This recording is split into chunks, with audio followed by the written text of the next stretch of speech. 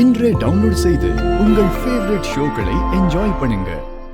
இந்த ஃபங்க்ஷன்ல லேடிஸ்க்கு நிறைய நலத்திட்டங்கள்லாம் செஞ்சு எந்த மீடியா தரக்குறைவா எழுதுச்சோ அதே மீடியா புகழ்ந்து பேசுற மாதிரி பண்ணதான் அத்தை இதெல்லாம் செய்யறாங்கப்பா.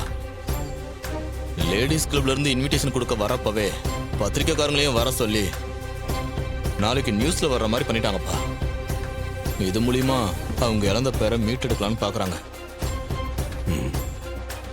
அவங்களுக்கு யார் அவார்ட் கொடுக்க போறாங்க? அது ஏதோ லோட்டஸ் லேடிஸ் கிளப்பாம்பா. இன்விடேஷனை காட்டுங்க.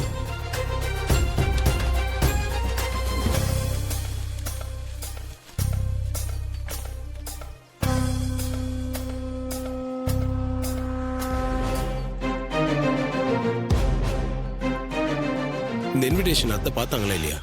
ஏன்பா என்ன என்ன போட்டிருக்குன்னு பாருங்க. மகளிர் தினம் மார்ச் 8. இங்க விருது வழங்குபவர் Karthikeyan, managing director, Abirami group of கம்பெனின்னு போட்டிருக்கு. சகல இந்த ஃபங்க்ஷனுக்கு சீஃப் கெஸ்ட் நீ தான் போட்டிருக்குப்பா. ஏப்பா விருதை நீ தரம் தான்ப்பா போட்டிருக்கு. ஆமா, அதெல்லாம் பார்க்காம அவங்க எப்படி இதுக்கெல்லாம் ஒத்துக்கிறாங்கன்னு எனக்கு தெரியல. ஏப்பா சத்தியமா இதுல இப்படி ஒரு ட்விஸ்ட் நான் எதிர்பார்க்கவே இல்லப்பா.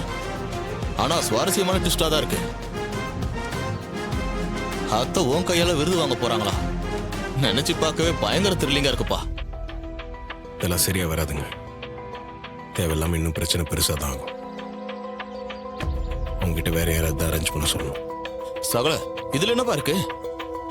நீ ஒன்னும் தெரிஞ்சு செய்யலையே, அதுவா அமைஞ்சிருக்கு. அத அப்படியே விட்டுருப்பா. நடக்கிறது நடக்கட்டும். என்னங்க பேசுறீங்க? ஏற்கனவே அவங்க என் மேல கோவத்துல இருக்காங்க. பத்தாவதுக்கு இந்த கோயில் நகை காணாம போன விஷயம் வேற. நானே அது யார் பண்ணாங்கன்னு நிரூபிக்கிறதுக்காக அலைஞ்சிட்டு இருக்கேன். இப்ப இந்த ஃபங்க்ஷனுக்கு சீஃப் கெஸ்டா போனோம்னா அவ்வளவுதான். நான் ஏதோ இதெல்லாம் பிளான் பண்ணி பண்ணதை தான் அவங்க நினைப்பேன்.